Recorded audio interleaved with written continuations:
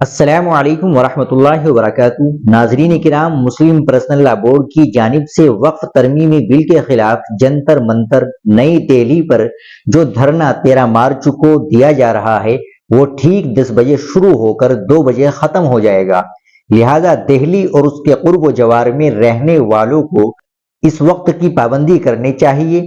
مسلم personal لا board کے صدر مولانا خالد سیف اللہ رحمانی اور جنرل سیکریٹری مولانا محمد فضل الرحیم مجددی نے خاص طور پر ہولی کے تہوار کے پیش نظر دھرنے میں شرکت کرنے والوں سے اپیل کی ہے وہ وقت کا ضرور لحاظ رکھے تاکہ جو لوگ دہلی کے مضافات سے شرکت کے لیے آ رہے ہیں وہ دن کے اوقات میں ہی اپنے ٹھکانوں پر واپس لوٹ جائے۔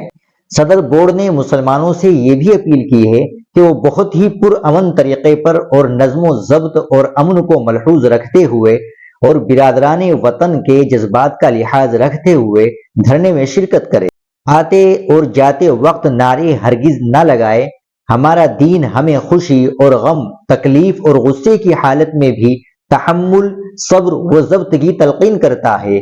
ہمارا یہ دھرنا حکومت کے اڑیل رویے اور وقف ترمیمی بل پر کروڑوں مسلمانوں کے دینی جذبات و احساسات کو یکسر نظر انداز کر کے ایک ایسا قانون ان پر تھوپنے کی کوشش ہے جو کہ پوری طرح تصور وقف کے خلاف اور وقف املاک کو تباہ و برباد کرنے والا ہے۔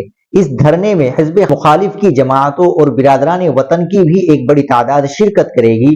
ہمارا یہ دھرنا عین جمہوری تقاضوں اور دستور کی عطا کردہ اظہار رائے کی آزادی کے تحت اور ملکی قانون کے تقاضوں کے مطابق ہوگا۔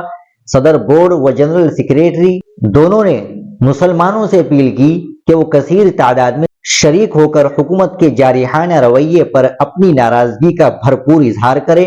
یہ ان کی دینی حمیت اور ملی غیرت کا عین تقاضا ہے۔